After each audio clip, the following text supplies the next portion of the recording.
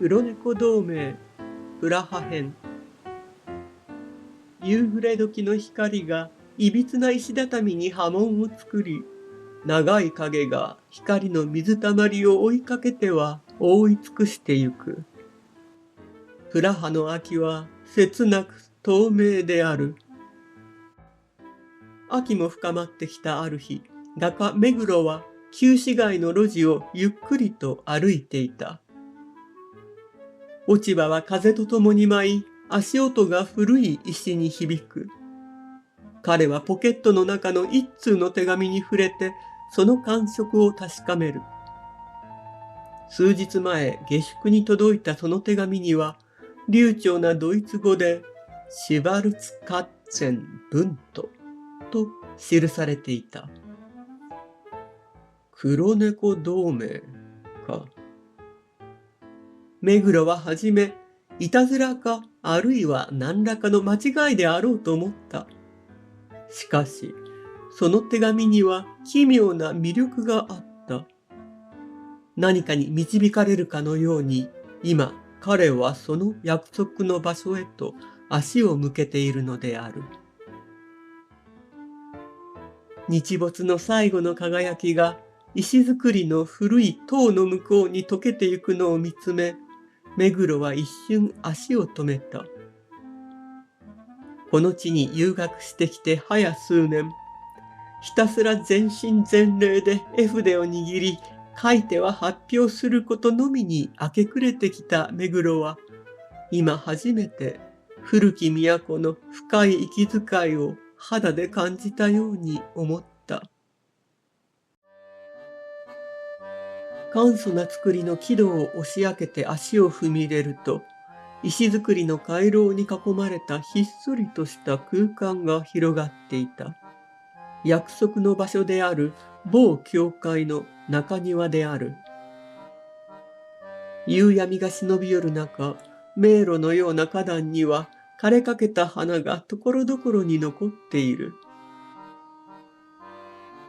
そして回廊の古いベンチには一人の女性が目黒を待っていた。黒い街灯に身を包んだその人は、昔の絵から抜け出してきたかのような雰囲気をたたえていた。あなたが私に手紙をくださったのですね。目黒は声をかけた。彼女はかすかに微笑んで答える。お待ちしておりました。ムッシュ目黒。ドイツ語の方がよろしいでしょうか。確かに目黒にとっては、仏語やチェコ語よりはドイツ語の方がありがたい。ええ、お願いします。でも、なぜ私に？手紙にも書きましたように、黒猫同盟としてあなたとお話がしたかったのです。黒猫同盟、この手紙で初めて知った言葉ですが、目黒は戸惑いながら問いかけた。それはそうでしょう。今はまだ限られた人のみが知ることですから。で、それを僕に知らせたということは、はい、あなたこそが私たちが探し求めていた画家なのです。遠い東洋の地からこの古き町プラハにいらしたのもきっと運命の導きでしょう。謎めいた微笑みと少しの沈黙の後、彼女は切り出した。我々はあなたに黒猫をテーマにした作品を描いていただきたいのです。そしてそれを来年のプラハ芸術アカデミー展覧会に出展していただきたく、目黒は思いがけない申し出に一瞬言葉を失った。視線をさまよわせると、枯れかけた黄色の花が小刻みに揺れている。黒猫をですか？かの人に視線を戻すと、その瞳には静かな緑色の微笑みがあった。ええ、あなたの作品たちを拝見いたしました。あなたの筆から生まれるものには、他の誰とも違う何かがある。神秘と静寂、そして存在の儚さとしたたかさ。それらはまさしく黒猫のあり方そのものなのです。そしてあなたの国日本には古来より黒猫への深い敬愛があると伺っております。浮世絵に描かれた黒猫たちの優美な姿、その線と色彩の神秘。いや、確かに僕も黒猫との縁がないわけでもないのだが、夕焼けの色は次第に薄れて、空の色は深みを増してきた。秋風が回廊を吹き抜け、彼女の髪を揺らした。黒猫は芸術の守護者なのです。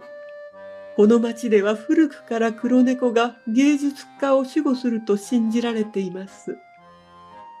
闇を恐れぬ者だけが誠の光を見ることができる。と。あなたの絵筆にそんな黒猫たちの魂を宿していただけませんか？東洋の伝統美と我々の黒猫の魂が出会うとき、そこに新しい命が誕生する。我々黒猫同盟はそう信じているのです。しばらくの沈黙が流れた。やがて目黒が口を開いた。いや、黒猫を描こうにも、僕にはプラハの、いや、欧州の黒猫の知り合いがあんまりいないんですがね。目黒が思わず漏らしてしまった素直な思いに、女はゆっくりとうなずいて、こう言った。では、同盟のメンバーにお会いいただきましょう。彼女の言葉が終わると同時に、どこからともなく泣き声が聞こえてきた。視線を向けると、柱の影から、庭園の茂みの下から、次々と黒猫たちが姿を現した。琥珀色の瞳を輝かせるもの、尻尾をピンと立てて近づいてくるもの、教会の中庭は瞬く間に黒猫に満ち溢れた。彼らがこの町の真の住人たち。女はつぶやくように語った。何世紀もの間、プラハの美を支え続けてきた魂です。芸術家の創作の炎を守り、インスピレーションを授けてきました。秋の風とともに石畳の上で黒い尻尾や影が揺れている。そして来年、ここプラハだけではなく、いくつかの要となる都市で、黒猫同盟の同志たちが新しい運動の炎を一斉に掲げるのです。